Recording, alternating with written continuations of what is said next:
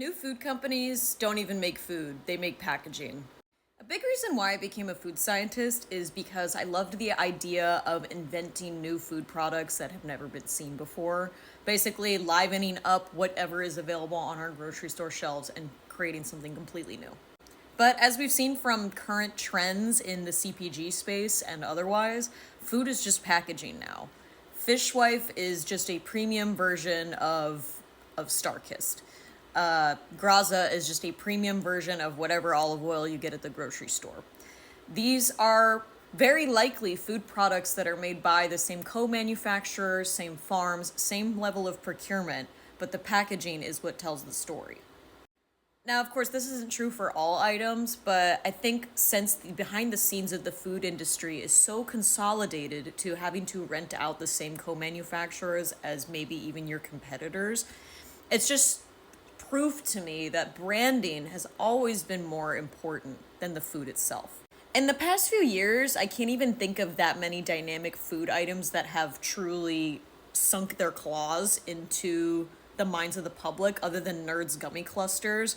But in reality, I think Nerds gummy clusters are sort of just a lower cogs development version of Nerds rope. And I will say they are delicious. Reminds me a lot of Hershey Gold. Do you guys remember this bar?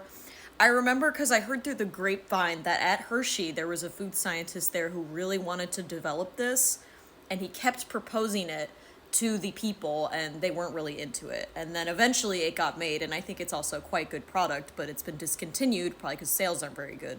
A big wake-up call for me as a food scientist is that the sins of marketing are blamed on the food scientist, when in reality, the food scientist doesn't get to come up with their own ideas. It all comes from marketing.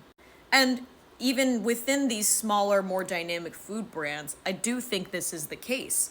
A lot of these smaller food brands don't even have their own in-house food scientists working on these things.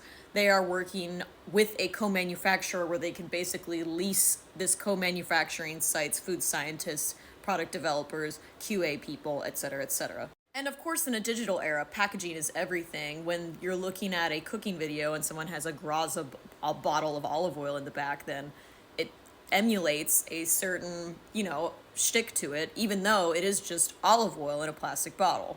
I could also probably make a whole video about the gummification of the food industry, where literally everything is in gummy form. Apple cider vinegar, vitamins, any kind of supplement really, energy things, gummies to help you with your sperm count. It's